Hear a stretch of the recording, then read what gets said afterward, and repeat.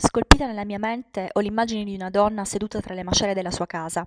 L'ha detto Keith Ellison a ritorno da un viaggio lo scorso gennaio nella striscia di Gaza. Afroamericano, nel 2006 è stato il primo deputato musulmano eletto al Congresso USA. Ha fatto campagna elettorale per Barack Obama. This is a serious election, perhaps the most serious election in a lifetime. E a gennaio, subito dopo l'offensiva israeliana nella striscia di Gaza, ha accompagnato il senatore John Kerry nella prima visita di membri del Congresso degli Stati Uniti a Gaza in oltre 3 anni. Kerry ed Ellison hanno rifiutato di incontrare rappresentanti di Hamas. Ha parlato con noi per telefono da Washington, sullo sfondo le immagini del suo viaggio nella striscia. Do you think that the embargo should be removed? Yes. Immediately, like the embargo Yes. that Yes. also the international community is putting on Gaza. I think that the embargo is not enhance the security of the United States or Israel or the Palestinians. The deal that the Israeli government was going to do with Hamas for Shalit, for the release of the soldier, didn't work out. And this seems to be another obstacle to remove the embargo on Gaza. How do you see this situation?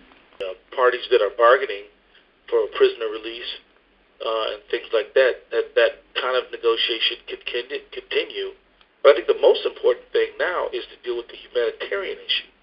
The humanitarian issue is most pressing. And I don't think that whether or not a child in Gaza gets enough food should turn on some sort of prisoner release. The issues should be held as separate. And the border crossings need to be open so that Gazans can reconstruct their land. And and food needs to flow freely as it does medicine.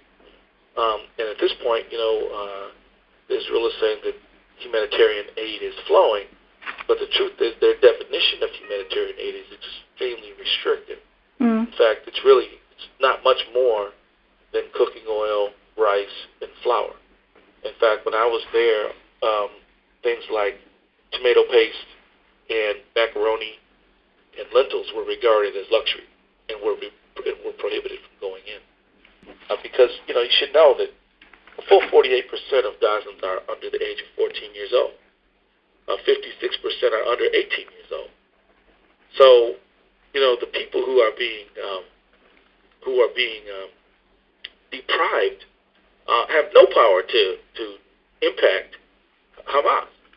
They're completely without the ability to make Hamas do anything because the overwhelming majority of them are kids. And so to say, well, we're going to punish all Gazans to put pressure on Hamas, you're not putting any pressure on Hamas. You're just hurting kids. Do you think that dialogue with Hamas is a good strategy?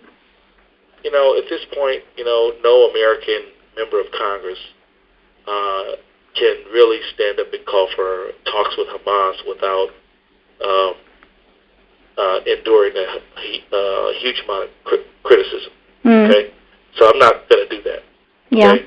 But what I do say is if the Palestinians come up with a unity government, the world should work with that government. Lieberman, do you think that it is possible to work with him?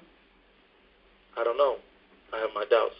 I think that the United States should insist that he commit to the two-state solution and to full negotiations and a final resolution of the conflict, or at least a desire to move in that direction.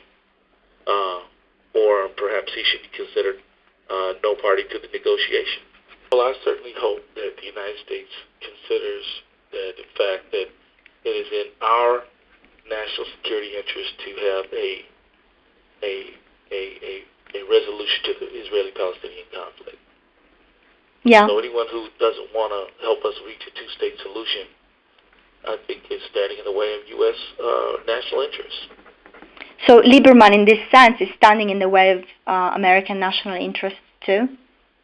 Well, that needs to be determined. I mean, I don't know what his position is going to be over the next few days. Yeah, but now I always believe that. Look, I believe that the door needs to be left open for people to change.